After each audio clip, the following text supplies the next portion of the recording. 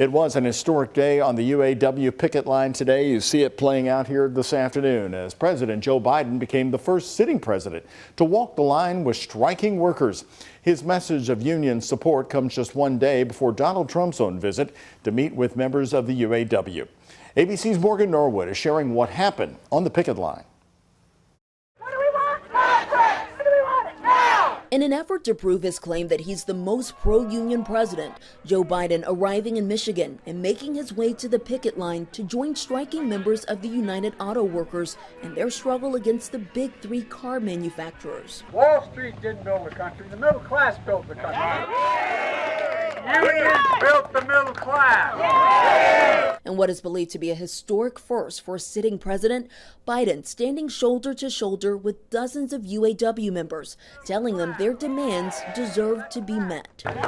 So let's keep going. You deserve what you've earned, and you've earned a hell of a lot more than you're getting paid now. The UAW is demanding a 40% increase in wages and better benefits, which they claim is in line with what the CEOs of the big three, GM, Ford, and Chrysler Stellantis, received over 4 years. According to the Wall Street Journal, those CEOs reported salaries of around 300 times what the average employee makes.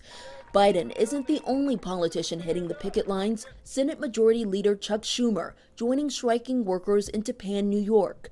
On Friday, the union expanded the strike to dozens more GM and Chrysler Stellantis factories across 20 states. Ford, however, was spared, the union saying Ford appears more serious about reaching a deal. In a statement, Ford saying there are still significant gaps. And though Biden is on the ground, the White House insisting that the details of any deal should be left up to the negotiating parties. Former President Trump is set to visit with auto workers in Michigan on Wednesday. Morgan Norwood, ABC News, New York. As of right now, the UAW workers here at home at the two big Ford plants in Metro Louisville are still on the job. They are not on strike.